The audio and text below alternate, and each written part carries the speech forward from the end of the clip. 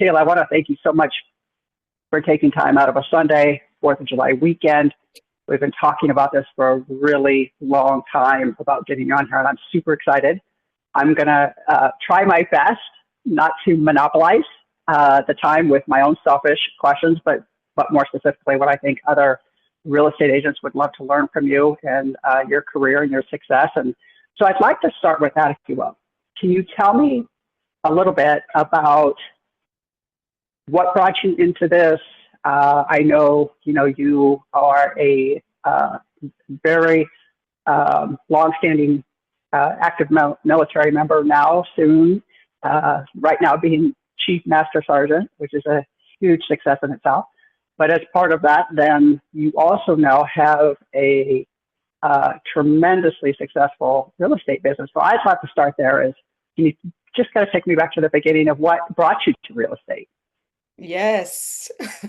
What brought me to real estate is actually those paid commercials that used to come on in the middle of the night when all of the TV shows went off and they would talk about how you can get rich doing real estate. Yes, okay, sure. The Since infomercials. yeah, since I grew up poor, I said, man, real estate must be the way to go. But anyway, I ended up going into the Air Force, but I said I'm going to start, investing in real estate. So I would actually interview a lot of real estate agents and investors that I had gotten access to while I was stationed in Mountain Home, Idaho. And I would just ask them about their journey, how to invest, and just basic questions. And essentially, it led me to buying my first property as a primary residence. I was actually trying to buy as an investment, not knowing that you needed, 20% down when you do it that way. But anyway, I bought my first property, turned it into a rental property. Absolutely loved that. I started that, I think, at age 20, 21 or something like that. And every time I would PCS, I would buy a property. And so ultimately, what brought me into being a realtor is I wanted to scale my property portfolio by doing the BRRRR strategy. So I decided to get my license so that I can get into every property on my own. Well, when I decided to join Keller Williams, of course, they asked me, well, what is your sales goal? No, I don't have a sales goal. I'm not selling real estate. I'm just, buying these properties for myself. And they're like, oh, you got to have a goal. You get your license, you got to sell real estate. And so, anyway, I was working with Will May, and he's fantastic. And he was my initial coach. And I started with the goal of selling a couple pieces of real estate. I think I told him 12 for the year, so one per month. That seemed reasonable to me, not knowing what the averages were at the time. And so we just went from there. So what did you do your first year? I did 20 my first year. I think I did 20 my first Right? year. Yeah. Yes. Was that, um, did you ever expect that when you kind of just said, okay, well, 12? I know you've got a really high regard for Will, and I've mentioned that to him before. I think there was a previous conversation that you and I had that you had mentioned him, and I just called him and I said, I don't think we share this enough with one another, but I want to let how much of her beginnings she contributes to you, and he Oh, really yeah. was grateful for that. But He was awesome. yeah, when you looked, were you keeping track and going, oh my gosh, this is harder than I thought, easier than I thought, or how did you manage all of that? And I mean, that's a lot of business and just getting started and learning the ropes. I didn't expect that. I didn't know what averages were. I didn't even know how to track statistics. I saw other people maybe posting stuff about their business, so I assumed that, they had some tracking mechanisms. But because I'm full-time active duty, I didn't really get engaged in any of those things. I've never really had the time to go to some of the events that might teach those sort of habits, if you will. But um, it was easier than I thought. So Okay. it was a bit shocking. And I think that's what drove my passion to continue it, because I was like, wow, if I can do this on active duty, then this is a great Yeah. way to help folks while also, building my own wealth. There's something that I've noticed in working with you that I think is extremely important, and I'm going to ask you if maybe you felt that that's why it is easy, is that you truly go into a wealth building coaching with your clients, if you will, I mean, you talk to them about how you became an investor. You talk to them about home strategies, how to build a portfolio. I mean, all of that is like right from the beginning.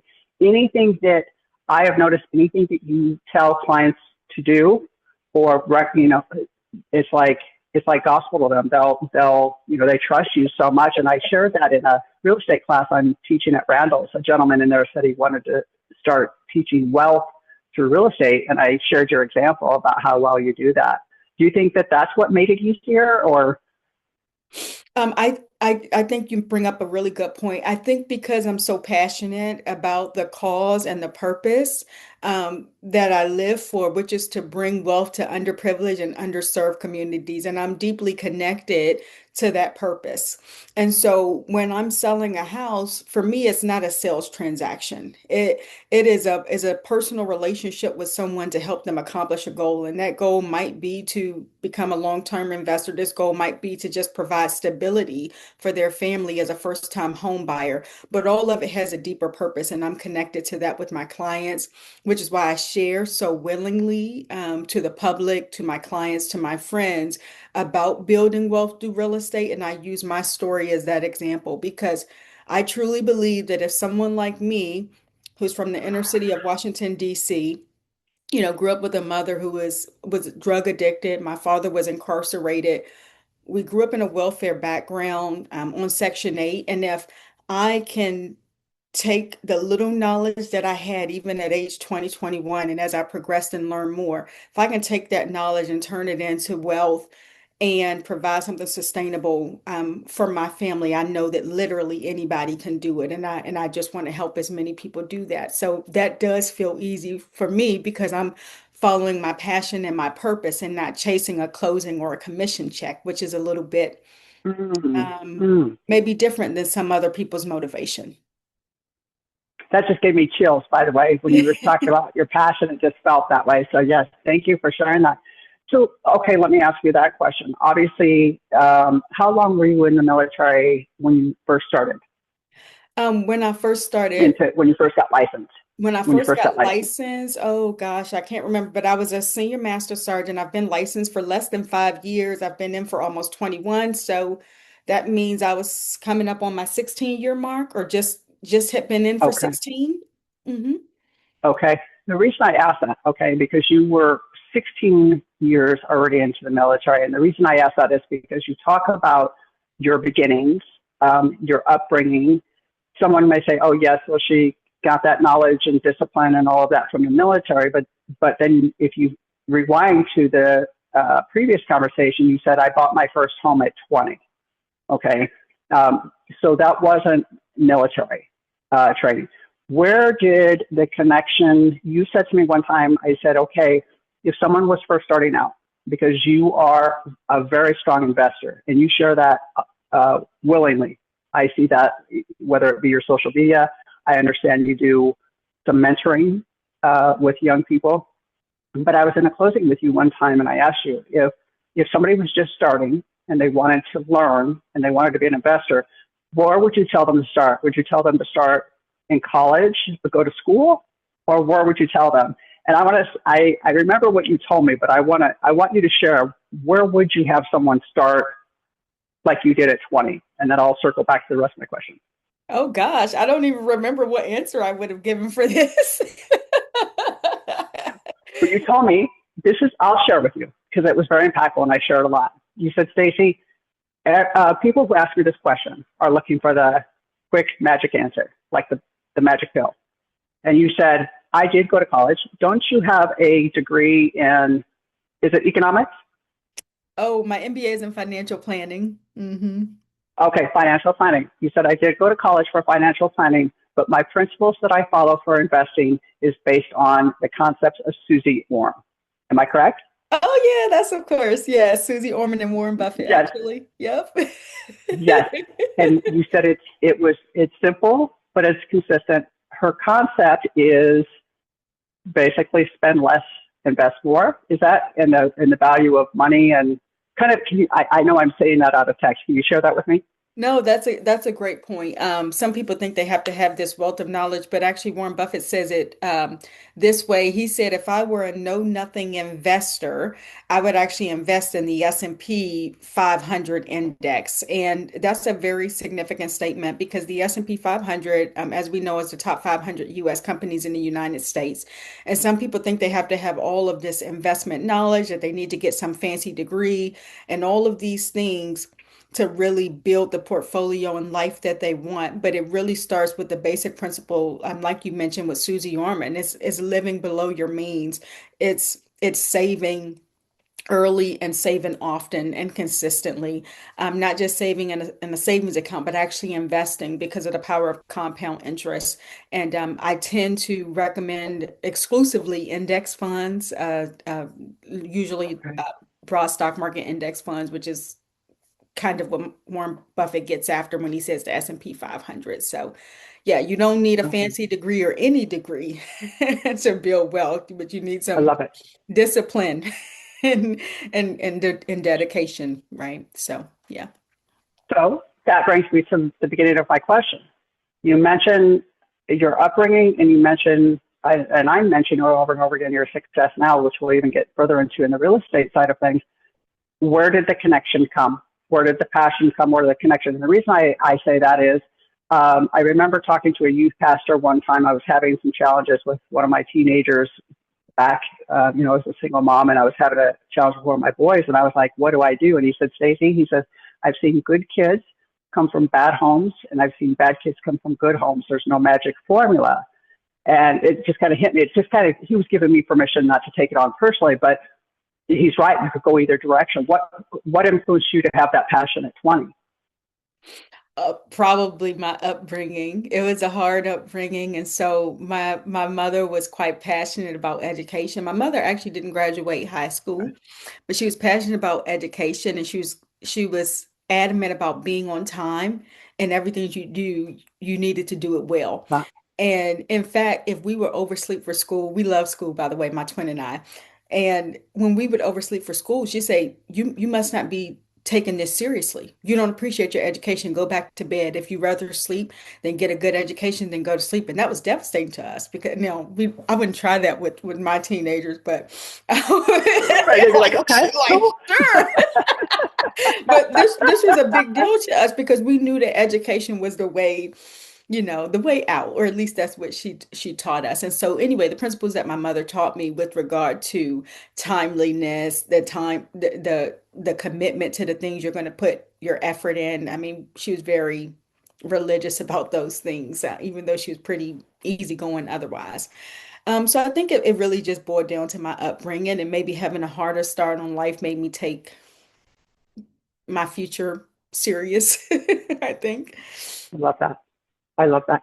So going into that, you carry that same passion into every single transaction. I remember a closing we had at one time where you had actually flown in for the closing, and you had got you had eaten on the plane. If I'm saying that right, you had eaten on the plane on the way there, and you had something on your shirt. And we're standing there, we're taking the after closing picture, and you're like, I'm really sorry, I got, on the way here on the plane, I got this. And both the client and I looked at each other, and you were like, did you catch the fact? Because they don't serve, I think you had barbecue ribs or or something. I said, they don't serve that back with the normal people back in the back with us. And you just, but that's what I'm saying. It's so humorous because, it was like, oh, you show up every single closing. And I'm still, sometimes you fly in, fly right back out, but sometimes I can't even get to a closing and I'm right down the street, and I just, how do you do that? How do you manage that, continuing that commitment to not saying, you know what, that's a long flight. I'm not in the mood. I'm not going. How do you remain consistent with that practice? Oh, it's so important to me. I think that you have to finish everything well and finish it as good as you started it, and how it went in between. And I take the final walkthrough and the closing day as a big experience. So the final walkthrough is important to me because if there's any issues that have to be resolved, I'm there to mediate those things quickly. I have a team of folks who can get in very quickly. generally the same hour or day that I call to do cleaning, to do repairs, to do lawn care, whatever issues we find during the final walkthrough to make sure that my clients have an exceptional move-in experience. And then the closing day is a celebration because this is a journey we took to an expected end. And we got there, and I want to be there to celebrate. I want to be there with the gift. So, in terms of how I make it happen, I schedule my flight from Mississippi for every closing once it's been set. And I fly in usually the morning before so that we can do our walkthrough that afternoon, and then we close that next morning, and I fly out that afternoon, and it's well worth the Yes. time, well worth the money. You just brought me to my next point. I was wondering if people would catch the fact that I say you fly in. So let's back up a little bit to that.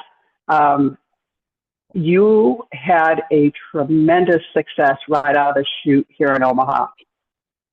You then came to a crossroads that you were given an opportunity with the Air Force to retire and stay, or take the opportunity to serve a few additional years as a Chief Master Sergeant. And if you chose that route, you would have to move to Mississippi. Kind of, sort of. Would you? I didn't give the choice. I wasn't eligible to retire. Okay. So when I made chief, Oh, okay.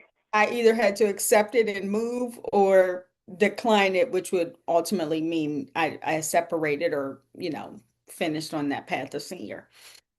Okay. Okay. I understand it, but now, okay. Now, so with that point, you went to you and your family, your wife, kids, everyone, packed up, moved to Mississippi. How long ago was that? We moved here in July of 23. Yeah. Okay. I got licensed in Now, 22, I think. Yeah. I was just going to say, you got licensed also in Mississippi. So you're not only a top performing realtor in Omaha, Nebraska, but now in Mississippi. It's like I think every time I open Facebook, you've sold a new home. It's incredible to watch. So that is 2 states flying back for your clients here in Omaha. I want to first say, year to date, how much business have you done? If you want to share it by units, that's because I think, is Mississippi similar in median income or medium price ranges? Omaha's 280 something is Omaha? Ours is lower. So our most densely populated area, Gulfport, is in the 245 range. So just a little bit Okay. lower, but in terms of volume, 36, well, now 37 as of yesterday, 37 closed and pending so far. In Mississippi or altogether? Altogether, actually. Wonderful. Because I think, if I remember reading right, was 40 your yearly goal for both, and you've already hit that? Is that what I? My goal is the same as last year, and it was somewhat arbitrary, but it's 50 units across both states. I don't care what price point, I don't care what state it comes out of. I just want to help 50 people per year. Love it. Okay. So 50 transactions for anyone is a lot. You're doing it in 2 states. You're showing up for every client, every closing. How do you do it? Who do you have as your support that allows you, number one, to be chief? Because I told you I met a good friend, a previous mentor of yours, Brian Thomas. Oh, yay! Yes, I met him teaching at Randall's. I've been asked to start teaching the real estate finance there, and I sat in on one of his classes, and we met. And I don't know if he heard the lingo or what, but he asked me as I was leaving, "Do you know Michaela Simms?" He said. I said, "Oh my gosh, I do." And he said that he mentored you, was it, or how I don't understand how that worked, but such a high regard for you. So tell me, who do you have surrounding you that helps? Because he said you are absolutely amazing chief. Oh, that's so awesome. that in itself has to be demanding. Yeah, he's great. And he is a retired chief, not just a chief, but a command chief. So I essentially worked for him as I was coming through the ranks and things like that. And obviously as a chief, we need the sponsorship of other chiefs. So his leadership was definitely instrumental to me promoting as well. And so anyway, in terms of who I have as my support system, obviously in my house is my wife, who's fantastic and tolerates my phone Love her. ringing and texting all times of day and night. She knows how much I love real estate, and she definitely cheers me on. And when I set the bar low or modest, she's like, "No, you can do better." So. I love that. She encouraged me to build a new office, which we started a couple weeks ago. We're finishing up and things like that. So Is that what it's you're in now? it is. It is. This isn't the Love it. office, but it's being done, and I have Okay. my handyman coming to help with that. And so um, she supports me. I have transaction coordinators, which I consider vital to the process. My mother is my transaction coordinator for Mississippi, and then my transaction coordinator for Nebraska is Tracy Platt, along with Tamara. So, with that said, they take the administrative burden off and ensure that I'm able to Okay. focus on the client experience, which is absolutely necessary. So I would say those are the key players to the process for sure. Okay. So, somebody calls you, you're in Mississippi right now. If someone was to call you right now and say, I'm in Nebraska, I've been referred your name, I want to go look at houses, do you have somebody that helps support you, a team of, because you had mentioned, I have contractors, I have this, I have that, I have a list of people that I've established to make sure that this experience on that end, do you also have that list of help that will help you as far as like some agents on your level of production have showing assistants or they have full-time assistants? Is there anything like that that you have consistent? Yes. So for Nebraska, Abby and Val are absolutely exceptional. Both of them have been realtors longer than I have, and I value and respect that level of expertise and experience. If I need showing assistance, one of them are the ones to do it. And they've shown a lot of houses. They've shown a lot of houses. They're So great. it's a good time. It's a good time. And you can trust them. You can trust their input from afar, Absolutely. right? Absolutely. They Yeah, they are just as good or better than me. So I do trust them. I'm very engaged with the process. I see the houses. I advise on every house. Obviously I show houses when I'm in Nebraska, which is quite often. But I consider myself to be the primary role is one for client experience, but also the negotiator. So I'm very keen on the numbers, the market, the side of town we're on. I'm going to make sure that we're executing the deal essentially flawlessly. In terms of picking out the house, my clients pretty much go with their gut feeling on those things, and I advise them of any structural things to consider and resale possible issues and things like that. But otherwise, they pretty much pick the house they love. And then I make sure that the deal closes in a way that is to their advantage in terms of interest rates, the lender that they work with, and all of those things. So it's a great fantastic. experience for them. I don't always get it What right. time does your day? Hmm? What time does your day start? Early. So, when I first became a Yeah. realtor, I was up at 4 a.m. reading real estate material, real estate scripts, studying the market, just to understand how to become a salesperson. Now I wake up about 6 o'clock. Yeah. Mhm. Okay. What time does it shut off? Because I know you're very conscious about having time with family and being, Yes. mindful. But your wife also has a very thriving, successful business or businesses, I guess. Yeah. So that's got to be difficult for you guys to make that conscious effort. How do you shut off? It's hard to How do you shut put the off. boundary up? Yeah, it's a part of my lifestyle, but I'm generally in bed before 9 o'clock. So, Okay. so on some Do you put rare the phone on occasion, silent? My phone is always silenced, always. Oh, okay. 100% Okay. of the time. So if I respond, that's because I was intentional. I looked at my phone and I saw it, but my phone doesn't ring at all. Yes, I had to do that too because of the disruption it gives to other things, Yes. clients that you're working on. So I appreciate that. Do you all come together? Because we've had this. I had this conversation with Abby, which the interview I did with her was wonderful, and it's coming out this week. But I asked her, how do you come together and make intention? Because I know when my daughter started college, when people would ask her, "What do you want to do when you get graduate from college?" She said, "Anything but what my mom does."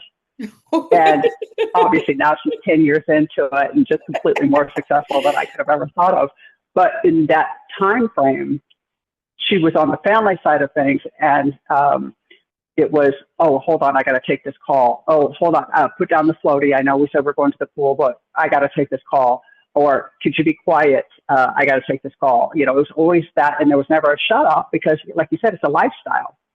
When people ask me, well, when do you work? I'm like, when you need me to work. I work when, life and work come together in this industry. There is no shut off. So how do you two come together? Do you have shared calendars and made a commitment like once a week, or we're shutting down the phones and we're going out on a date? How do you guys stay connected and both of you being so successful?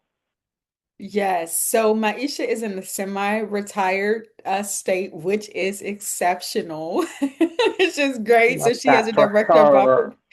director of operations, and she has her therapists and things like that. But that allows her to be available at home pretty much all day. So that's great. So we don't have the added stress of basically two people not climbing corporate ladders, because I'm definitely not climbing anyone's ladder at this point, but just the Right. nature of having like very busy jobs. We actually share a calendar, so everything related to the house and even my Okay. work is actually on her calendar. So if I have a listing appointment or Okay. a buyer consult, she sees it on our shared calendar. And so we plan our lunch and dinner dates around what's already on the calendar. So we don't necessarily have a Okay. set day, but we just look at it and it's like, okay, let's do lunch. You're going to be in Biloxi for a medical appointment. Right. You're 5 minutes from me. This is a perfect day for our lunch date. And then generally on the weekends and the evenings, I'm pretty free in general. So that's when we do our So thing. good. So good. Yeah. Okay, so I've got just a couple more, and I'm so grateful for you to be so generous with this. Um, well, I guess I just have a couple more, and then I promise I'll be done. Retirement's coming. Oh my God. So Yes. yes, yes, that is coming September. Is it September? I'm my last day is September 28th. Yep. So happy for you. Gosh, so well earned. What's next? That's the question. That's the question. I'm trying to figure that out. That's where I'm dedicating my time to this office to get my vision of what I want my life to look like. What I believe it'll be it'll continue in the format that it is. A lot of people have asked me, am I going to be a team leader or a broker? What I believe is going to be the I was case is that I will have a just micro going to ask you. team. Yeah, I will have a micro team, which includes my transaction coordinator, showing assistants, inside sales agent, and then essentially my, vendor partners and possibly an executive assistant at some point. But for now, I think I will remain a solo agent, and I won't necessarily have agents who are contracted under me. Okay, so you're just going to take a little bit of breath, but you're such a great mentor and teacher that I could see that naturally happening, and especially your passion, like you said, for helping others grow into the wealth strategies that you all have done so much. So um, two last questions, and I promise I'll leave you alone because I could take your time all day. But now that you know what you know, now that you've been where you've been, what's one thing that you wish you would have done differently when you first started? When I first started real estate, Yes.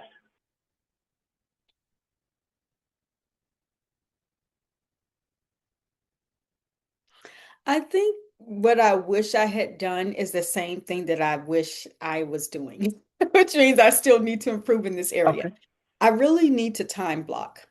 I really think that organizing my day in a way that ensures that everything that's a priority gets done is better. I'm a bit of a procrastinator, and it seems to all happen well enough, but I don't think that's the best way to function. And so in retirement, I look forward to having a more structured day. And I think that's going to help Okay. me to support a higher level of clients while also maintaining a healthy, self-care routine as well. Wonderful. I hear that you thrive in pressure. Is that Yes. right? I That's why think I think so. It's sometimes we terrible. procrastinate. It's like, Yeah. yes, I'm Wait familiar down to with the the wire. pressure of things. Yeah, it's a The bad gap is habit. what makes me uncomfortable. I know. Oh my gosh, it's such a crazy thing. That's awesome. One last question. I promise I'll leave you alone. And again, I truly value this time.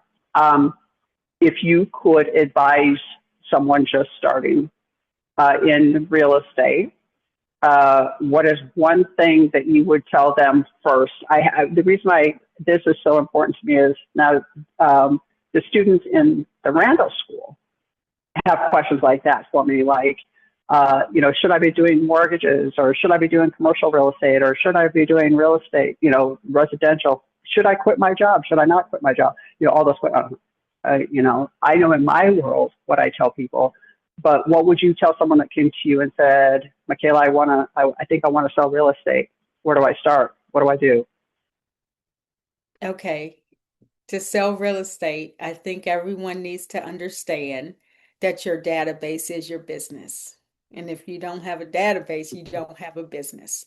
A lot of realtors get out there and they're looking to find their next client to help buy or sell, but it really all boils down to the conversations, it's building the relationships, it's making the contacts, making those connections, bridging that gap, and then the contracts and closings come after that.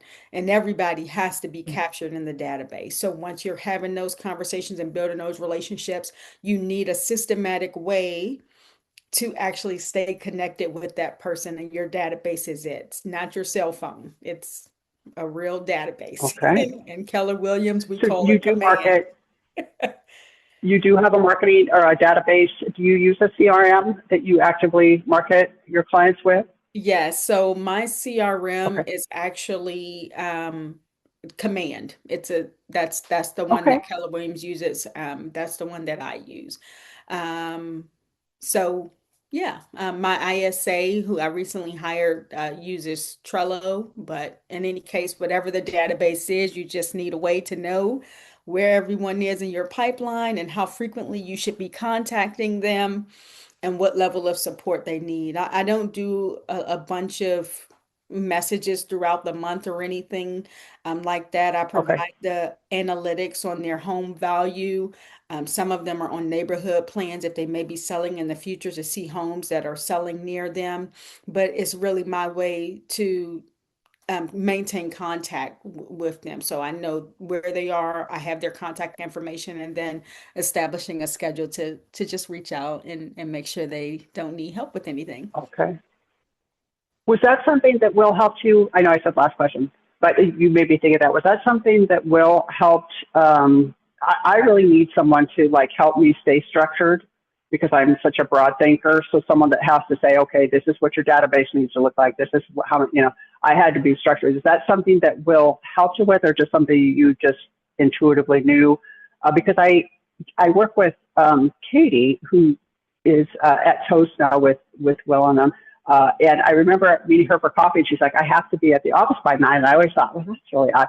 Well, she had a commitment for cold calling or client calling or whatever discipline will. But like, look at her go now, right? It's like it's like twinning, to what you were like back when, back then.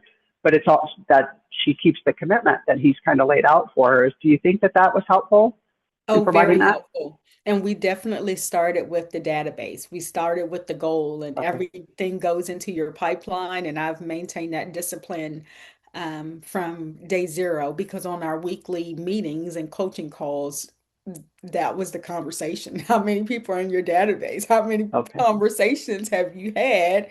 How many, signed contracts do you have? So, tracking the numbers is something that a lot of realtors, in my experience, do not do, but that's what he actually taught me, and it aligned so closely with Okay.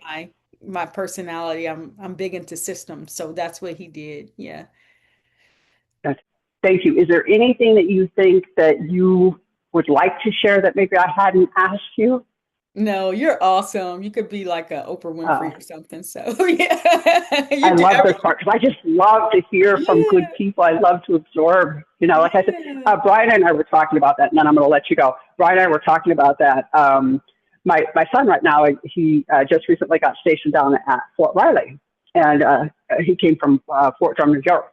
And I'm sorry, I don't know the terms, so excuse me if I'm saying it wrong, but I believe his previous platoon sergeant, maybe that's right, Hmm. something, Hmm. is at Fort Riley for a short period of time. And so he's just living with my son on post there. And he said to me, he said, I like having him there. He goes, I didn't think I would, but I like having him there because just his presence makes me better. He goes, not that he's telling me to do anything or anything. He's like, but just because he is who he is. And what's funny, when Brian and I connected the dots that we knew you, that is what I said. I said, you don't demand from people. Your presence, sharing what you shared, showing up at every closing, all the things make the people around you naturally just want to be better. That's a gift that you have. You don't demand it. It's not like you're a bully, because I can be a bully, and luckily I've matured some, but you don't bully people. You're just present, and you just show the example. So I commend you for that, and I appreciate you for that. Thank you. And I'm always honored to work with the best, which you are. So, so Thank you. yes, I let's appreciate do you. more deals in the future. We will for sure. Please tell beautiful Maisha I said hello. I will. Thank you. Bye Okay, friend. bye. Talk soon. See ya. Bye.